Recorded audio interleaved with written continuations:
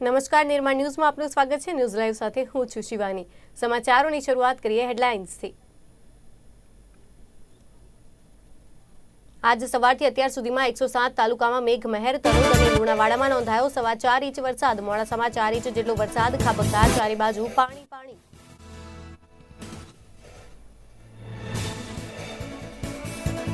રાજ્યસભાની ચૂંટણી માટે વિદેશ મંત્રી એસ જયશંકરે નોંધાવી ઉમેદવારી। સીએમ ભૂપેન્દ્ર પટેલ, પ્રદેશ પ્રમુખ સીઆર પાટીલ સહિતના નેતાઓ રહ્યા હાજર।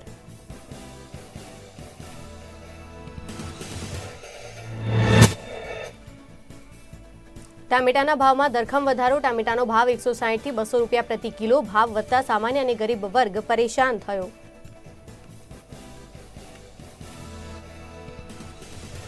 દેશોની વચ્ચે સમાચારો વિગતવાર જોઈએ તો એક બાજુ ગુજરાતમાં ધોધમાર વરસાદ વરસી રહ્યો છે, ત્યારે તેની વચ્ચે ભાજપના રાષ્ટ્રીય અધ્યક્ષ જેપી નડ્ડા ગુજરાતના પંચમહાલ જિલ્લાના ગોધરા ખાતે આવી પહોંચ્યા હતા, જે તેમણે વિશાળ જનમેદનીને સંબોધન કર્યું। આ સંબોધનમાં જેપી નડ્ડાએ વડાપ્રધાન મોદીના નેતૃત્વ હેઠળ ભારતનું અર્થતંત્ર મજબૂત બન્યું હોવાની જાણકારી આપી। આ સિવાય તેમણે બ્રિટનના વડાપ્રધાન ઋષિ સુનકે ભારતના અર્થતંત્રને લઈને કહેલા શબ્દો અંગે પણ સંબોધનમાં કહ્યું। તો આ સાથે તેમણે સ્વદેશી ઉત્પાદનમાં ભારતની સિદ્ધિની વાત પણ જણાવી હતી।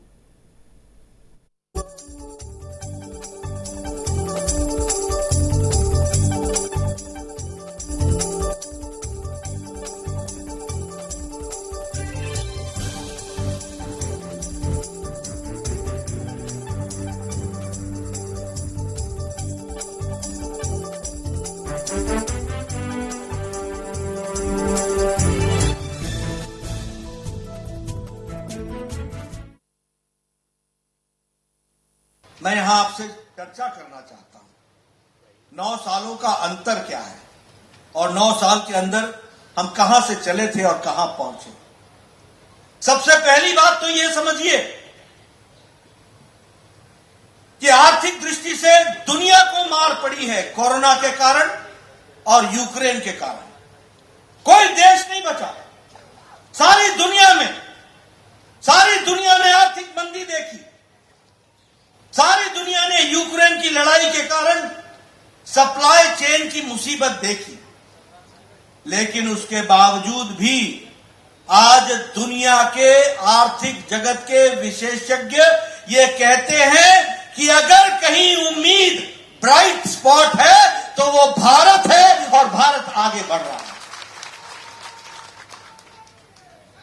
इसके बावजूद भी इंटरनेशनल मॉनिटरी फंड कहता है कि भारत की आर्थिक स्थिति बहुत मजबूत है। इसके बावजूद भी, इन सब परिस्थितियों के बावजूद भी भारत 9 साल पहले 11वें नंबर पर आर्थिक अर्थव्यवस्था में खड़ा था और आज मोदी जी के नेतृत्व में जिस ब्रिटेन ने हम लोगों के ऊपर 200 साल राज किया, उसको भी पछाड़कर भारत अब 5वें नंबर की अर्थव्यवस्था बन गई है। और ब्रिटेन का प्रधानमंत्री ऋषि सुनक बोलते हैं कि समय दूर नहीं है जब भारत दुनिया की तीसरी नंबर की अर्थव्यवस्था बन जाएगी। तीसरी नंबर 92% मोबाइल, 92% मोबाइल जो आप हाथ में लेकर घूमते हैं, यह विदेशों से बन करके आता था और सबसे ज्यादा चाइना से आता था। आज भारत 97% मोबाइल भारत में बना रहा है और एप्पल भी अब भारत में बन रहा है। તો ભારત દેશને એક સૂત્રમાં જોડનાર લોહ પુરુષ સરદાર વલ્લભભાઈ પટેલ સાહેબના સાનિધ્યમાં એકતાનગર કેવડિયા ટેન્ટ સિટી 1ના સેમિનાર હોલ ખાતે G20નો 3 ટ્રેડ ઇન્ફ્રાસ્ટ્રક્ચર સેમિનાર યોજાયો હતો। આ G20ની બેઠકના પ્રથમ દિવસે સેમિનારને દીપ પ્રાગટ્ય કરી ખુલ્લો મૂકવામાં આવ્યો હતો। આ પ્રસંગે ભારત સરકારના વાણિજ્ય અને ઉદ્યોગ મંત્રાલયના વિશેષ સચિવ સુમિતા ડાવરા, સચિવ રાજેશ કુમાર સિંહ, સચિવ સુનિલ બર્થવાલે વિશેષ ઉપસ્થિતિ નોંધાવીને ચાવીરૂપ પ્રવચન આપ્યું અને તજજ્ઞ વક્તાઓને CII ગુજરાત સ્ટેટ કાઉન્સિલ અને managing director Hitachi high rail પાવરના ચેરમેન દર્શન શાહ દ્વારા મોમેન્ટો આપી સ્વાગત સત્કાર કરી આભાર દર્શન કરવામાં આવ્યું હતું। જ્યાં વિવિધ દેશના ડેલિગેટ્સ ઉત્સાહભેર ભાગ લઈ રહ્યા છે અને ગુજરાતની મહેમાનગતિ માણી રહ્યા છે. ગુજરાત સહિત એસ્પિરેશનલ નર્મદા જિલ્લામાં ઊભું કરવામાં આવેલ પ્રવાસન સ્થળથી પ્રભાવિત થઈ આદિજાતિના વૈવિધ્યસભર કલા સંસ્કૃતિથી વાકેફ થયા હતા.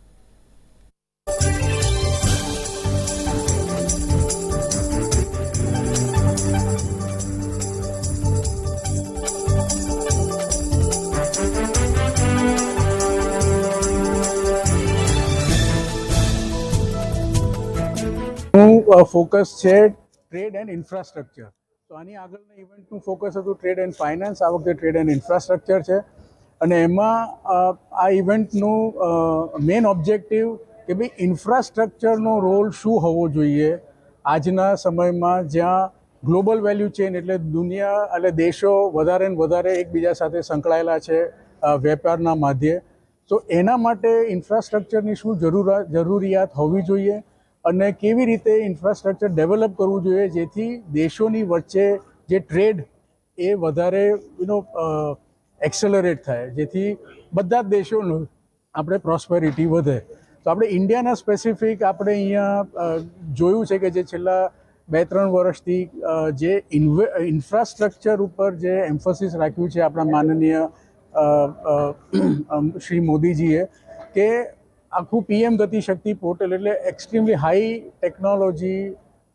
ટેકનોલોજીઝ યુઝ કરીને infrastructure planning, execution as well as tracking એ બધું જ આપણે ટેકનોલોજી દ્વારા થઈ રહ્યું છે અને જેથી આપણે જે ઝડપથી ઇન્ફ્રાસ્ટ્રક્ચર બની રહ્યું છે એ આપણે ક્યારેય આ દેશમાં જોયું નથી. અને આ મોડલ કે આપણે ટેકનોલોજી વાપરીને ઇન્ફ્રાસ્ટ્રક્ચર કેવી રીતે થાય એ બીજા દેશો બી આપણે ભારત પાસેથી એ સમજવાનો ટ્રાય કરી રહ્યા છે. બીજું આપણે એ જોઈ રહ્યા છે કે ભાઈ આ તમે ગ્લોબલ વેલ્યુ ચેન, તમારું ઇન્ફ્રાસ્ટ્રક્ચર સુધરે તો તમારો ટ્રેડ સુધરે તો બેનિફિટ કેવી રીતે થાય. આપણે સૌથી વધારે બેનિફિટ આપણી જે MSMEs છે, જે સ્મોલ એન્ડ મીડિયમ એન્ટરપ્રાઇઝીસ, એ લોકોને ગ્લોબલ ઓપોર્ચ્યુનિટીઝ મળે. આપણે ગુજરાતમાં આપણે જાણીએ છીએ કે ભાઈ આપણે વેપાર આપણા લોહીમાં છે. All we have to provide is access and opportunity. એટલે એ જે ઇન્ફ્રાસ્ટ્રક્ચર બિલ્ડિંગ અને આ ગ્લોબલ વેલ્યુ ચેનના ઇન્ટિગ્રેશનથી એ બંને વસ્તુ આપણા MSMEsને આપણે આપી રહ્યા છે જેથી આગલા વર્ષોમાં ગુજરાતનું ઇકોનોમી ગ્રોથ વધારે થાય અને આપણે એની સાથે સાથે આપણા MSMEsનું ગ્રોથ વધારે થાય એ ખૂબ જ અગત્યનું છે. G20 के तहत जो ट्रेड एंड इन्वेस्टमेंट का वर्किंग ग्रुप है उसकी एक मीटिंग कल से केवड़िया में एकता नगर में ऑर्गेनाइज की जा रही है. उसके एक दिन पहले एक लॉजिस्टिक्स का एक बहुत बड़ा सेमिनार यहाँ पे ऑर्गेनाइज किया जा रहा है विभिन्न G20 राष्ट्रों के प्रतिनिधिगण के साथ. उसके साथ साथ हम एक प्राइम मिनिस्टर गति शक्ति नेशनल मास्टर प्लान का भी एक एग्जीबिशन हमने ऑर्गेनाइज करा है जिसमें हम भारत की उभरती डिजिटल पब्लिक इंफ्रास्ट्रक्चर का शोकेस हम करने जा रहे हैं G20 कंट्रीज़ को. इस लॉजिस्टिक्स सेमिनार में हम दिखाएंगे कि किस तरह से डिजिटल इनिशिएटिव्स के द्वारा भारत सरकार की जो इनिशिएटिव्स हैं उसके आधार पर भारत का लॉजिस्टिक्स एफिशिएंसी और मल्टी मॉडल कनेक्टिविटी में इम्प्रूवमेंट करने में हमें कितनी सहायता मिली है. हमारा विश्व भर में जो 138 देशों का लॉजिस्टिक्स इंडेक्स की रैंकिंग होती है उसमें कैसे हमारा सुधार हो रहा है हमारी रैंकिंग में, और आगे उसको हम अंडर 25 रैंकिंग में ले जाने का जो हमारा प्रयास है उसके बारे में ये चर्चा की जाएगी. और दूसरे देशों के एक्सपीरियंसेस से और G20 नेशंस के एक्सपीरियंसेस के आधार पर हम अपनी लॉजिस्टिक एफिशिएंसी कैसे बढ़ा सकेंगे उसके बारे में भी हमें चर्चा करने का अवसर मिलेगा. નર્મદા જિલ્લાના કેવડિયા ખાતે ટેન્ટ સિટી 1માં હાલ કહી શકાય કે G20ની ત્રીજી બેઠક યોજવામાં આવી હતી. હાલ તમે દ્રશ્યમાં જોઈ શકો છો કે જે આ કેવડિયા ખાતે આવેલ ટેન્ટ સિટી 1 છે ને તેનો જે કોન્ફરન્સ હોલ છે, જે વિદેશથી આવેલા જે 200 જેટલા ડેલિગેટ્સ છે તેઓ ખાસ કરીને અહીંયા ચર્ચા કરી હતી. ઇન્ફ્રાસ્ટ્રક્ચર વધારીને કઈ રીતે ઇકોનોમીને વધારી શકાય તે મુદ્દે ખાસ ચર્ચા કરવામાં આવી હતી. અને હાલ કહી શકાય કે જે આ બેઠક નર્મદા જિલ્લામાં રાખવામાં આવી છે. હાલ નર્મદા જિલ્લો એક પ્રવાસન પ્રવાસન સ્થળ તરીકે ઉભરી રહ્યો છે, ત્યારે આ બેઠકને લઈને પ્રવાસન ક્ષેત્રે ઘણો વિકાસ થાય તેમ છે અને આ બેઠક ખૂબ મહત્ત્વની હોય. ખાસ કહી શકાય કે એસઓયુ તંત્ર, જિલ્લા વહીવટી તંત્ર ખૂબ સજ્જ બન્યું છે.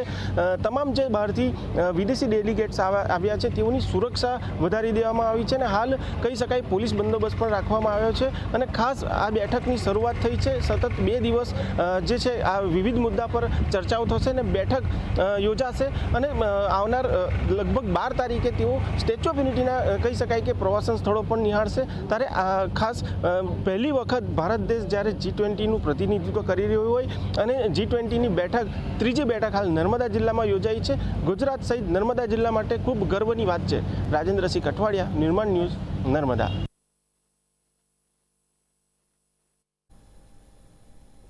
સમાચારોમાં આગળ વાત કરીએ તો પાટણમાં વહેલી સવારથી ધોધમાર વરસાદની શરૂઆત થઈ હતી, જેના કારણે શહેરના રસ્તાઓ પાણીમાં ગરકાવ થયા હતા.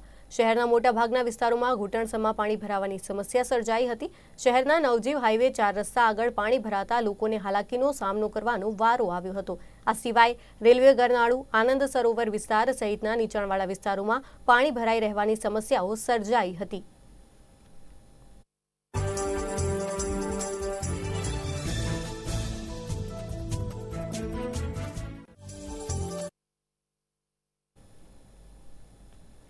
અમદાવાદ શહેરના મીઠાખડી ગામમાં આજે વહેલી સવારે 3 માળનું જૂનું મકાન ધરાશાયી થયું હતું, જેમાં કાટમાળ નીચે 5 જેટલા લોકો દટાયા હોવાની આશંકાને ફાયર બ્રિગેડની ટીમને જાણ કરવામાં આવી હતી. ફાયર બ્રિગેડની 5 જેટલી ગાડીઓ તાત્કાલિક ઘટના સ્થળે પહોંચી હતી. ફાયર બ્રિગેડની ટીમ દ્વારા કાટમાળમાં દટાયેલા લોકોને બહાર કાઢવાની કામગીરી કરવામાં આવી હતી. ફાયર બ્રિગેડની ટીમ પહોંચી ત્યારે નાના બાળક સહિત 4 જેટલા લોકોને સ્થાનિકોની મદદથી બહાર કાઢી લેવામાં આવ્યા હતા, જ્યારે એક વ્યક્તિને ફાયર બ્રિગેડ દ્વારા કાટમાળ નીચેથી ઇજાગ્રસ્ત હાલતમાં બહાર કાઢી હોસ્પિટલમાં મોકલી આપવામાં આવ્યા હતા. ત્યાં ફરજ પરના તબીબે તેમને મૃત જાહેર કર્યા. જોકે ઇજાગ્રસ્તોને એસવીપીમાં સારવાર અર્થે ખસેડાયા હતા, પરંતુ જોકે એસવીપી હોસ્પિટલમાં પ્રતિ વ્યક્તિના સીટી સ્કેન સહિતનો ખર્ચ 8,000 રૂપિયા, એમ 4 વ્યક્તિનો કુલ 24,000 રૂપિયા જેટલો ખર્ચ કહેવામાં આવતા ઇજાગ્રસ્તો સારવાર કરાવ્યા વિના મીઠાખડી પરત ફર્યા હતા.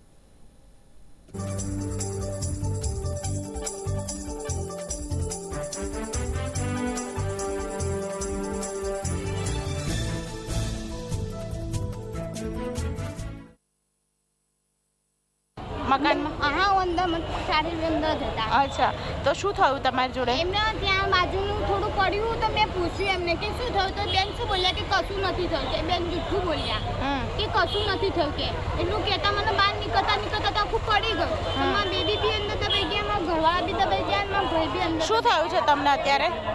તમારા બેબીને બધું આ છોલે બી દબાઈ ગયા.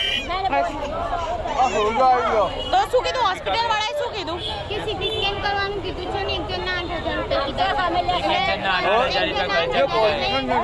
જણના 24,000 રૂપિયા કીધા છે. SVP hospital? કઈ હોસ્પિટલ ગયા હતા?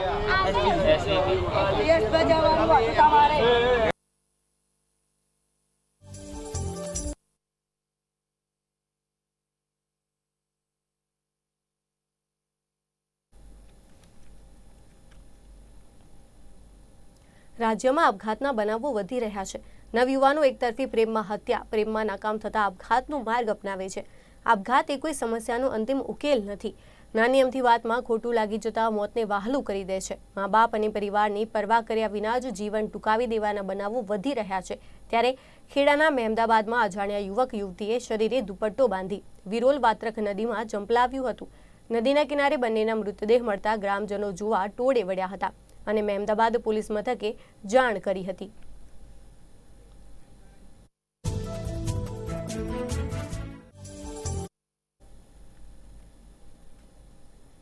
તો મોરબી માળિયા હાઈવે ઉપર ગત મધ્યરાત્રિના સમયે વિચિત્ર અકસ્માતમાં ડમ્પર ચાલકે ડમ્પરને હાઈવેના ડિસ્પ્લે બોર્ડના મહાકાય થાંભલા સાથે અથડાવતા આ થાંભલો ટ્રકની કેબિન ઉપર ધરાશાયી થતા થાંભલા નીચે દબાઈ ગયેલા ટ્રક ચાલકના મૃતદેહને ફાયર બ્રિગેડે મહા મહેનતે બહાર કાઢ્યો હતો. બીજી તરફ આ અકસ્માતને પગલે હાઈવે ઉપર ટ્રાફિક જામ પણ સર્જાયો હતો.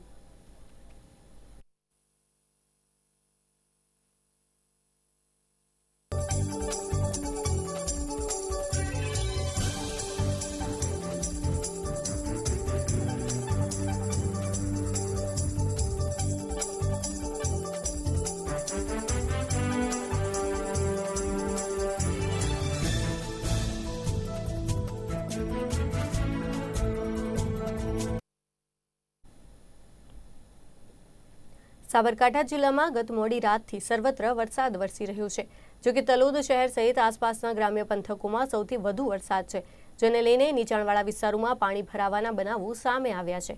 જો કે તલોદ શહેરના જીબી સબસ્ટેશનમાં પાણી ભરાવાના કારણે હાલ તો શહેર અને કેટલાક વિસ્તારોમાં લાઇટ ગુલ જોવા મળી રહી છે। સબસ્ટેશનમાંથી પાણી નીકળવા માટે તંત્ર દ્વારા કામગીરી હાથ ધરી દેવામાં આવી છે। તલોદ મામલતદાર સહિત તંત્ર જીબી સ્ટેશને પહોંચ્યું હતું અને પાણી કાઢવાની કામગીરી હાથ ધરવામાં આવી હતી। કિલોસ્ટર મશીન દ્વારા હાલ તો પાણી કાઢવાની કામગીરી શરૂ કરી દેવામાં આવી છે, બાદ જ વીજળી કાર્યરત થશે।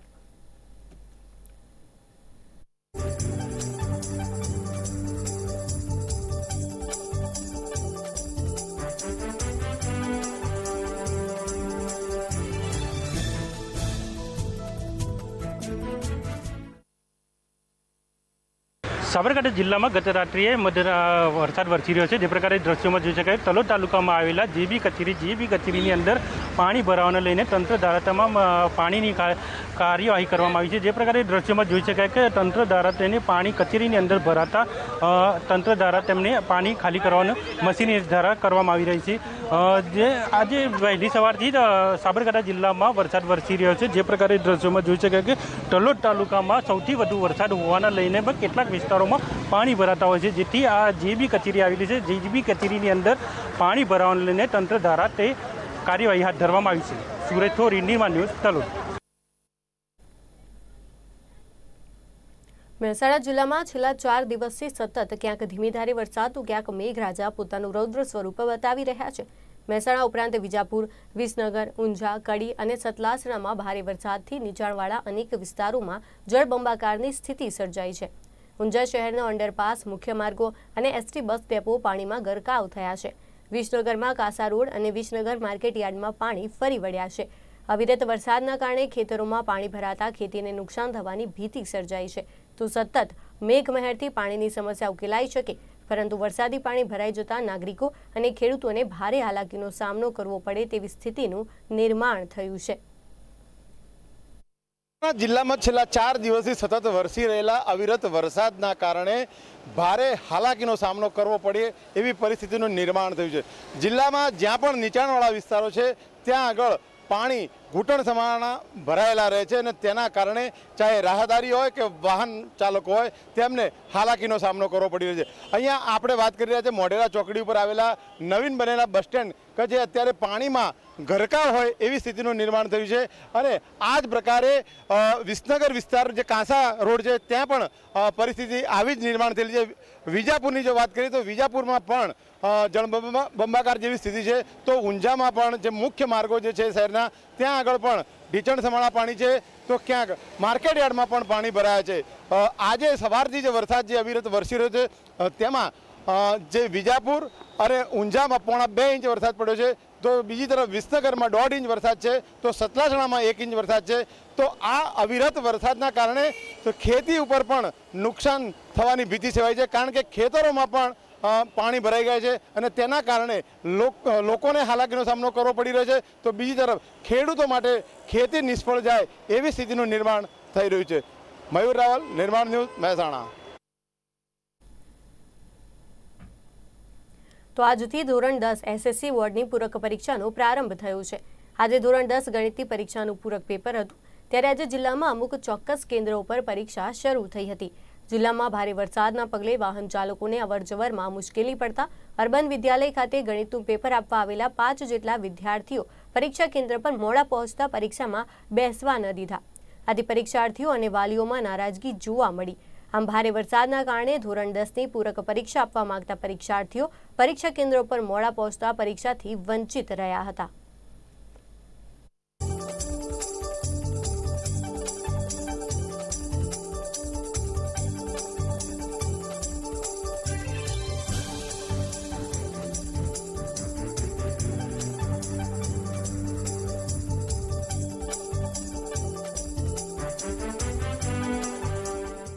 આજે સાહેબ પેપર એક્ઝામ આપવાથી અર્બન સ્કૂલમાં નંબર હતો મારો, એટલે ઘેરથી અમે 8:30 વાગે નીકળ્યા, પણ વરસાદનું વાતાવરણ, વરસાદ ફૂલ ચાલુ હતો એટલે નારા અમારા ચોફેરથી ભળી ગયેલા અને અમે આવીએ ખેતરોમાંથી, એટલે આવામાં થોડા લગભગ 10 મિનિટ જેવું લેટ પડ્યા છીએ અને સાહેબે એન્ટ્રી આવવાની ના પાડી, બંધ કરી દીધો ગેટ કે અંદર જવા નહીં મળે, એટલે મને કોઈ વાતચીત કરવા મળી નહીં, કશું જ નહીં. એ ગેટ આગળ અમે ભાડે 5-6 છોકરા તો મારા હાજરી હતા. એ તો પછી છોડીઓ રોતી હતી અને પછી એ રાહ જોઈને નીકળી ગયા. કારણ કે અમને કોઈ પ્રિન્સિપાલે ત્યાંથી અહીંયા આવ્યા નહીં ગેટ આગળ, તો કોઈ રિક્વેસ્ટ અમારી સાંભળી નહીં. અમે અહીંયા ગેટ આગળ ભાડે.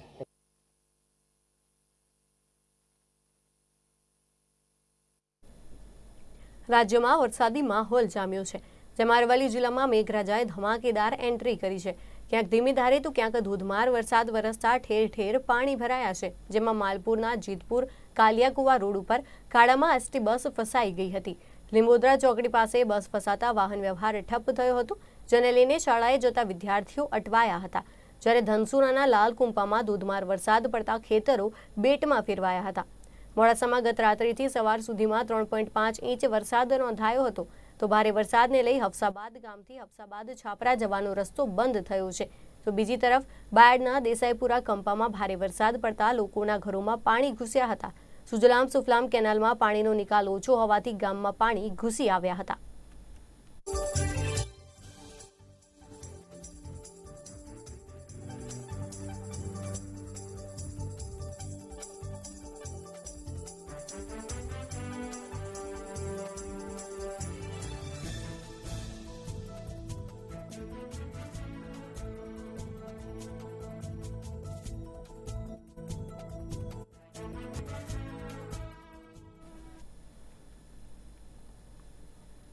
સાબરકાંઠા જિલ્લામાં વહેલી સવારથી જ અનરાધાર વરસાદ વરસી રહ્યો છે, જેને લઈને તલોદમાં નીચાણવાળા વિસ્તારોમાં વરસાદી પાણી ભરાઈ ગયા છે. સાથે ગ્રામ્ય પંથકોમાં પણ ધોધમાર વરસાદ વરસવાથી ખેતરો બેટમાં ફેરવાયા હોય તેવી સ્થિતિ જોવા મળી રહી છે. ધોધમાર વરસાદ વરસતા હાલ તો ખેતરોમાં પાણી જોવા મળી રહ્યું છે. જે તરફ નજર નાખો ત્યાં માત્ર વરસાદી પાણી જોવા મળે છે. હાલ તો ખેડૂતોએ વાવેલા પાક પાણીમાં ગરકાવ થઈ ચૂક્યા છે અને હાલ ખેડૂતોને નુકસાન થવાની ભીતિ સર્જાઈ રહી છે.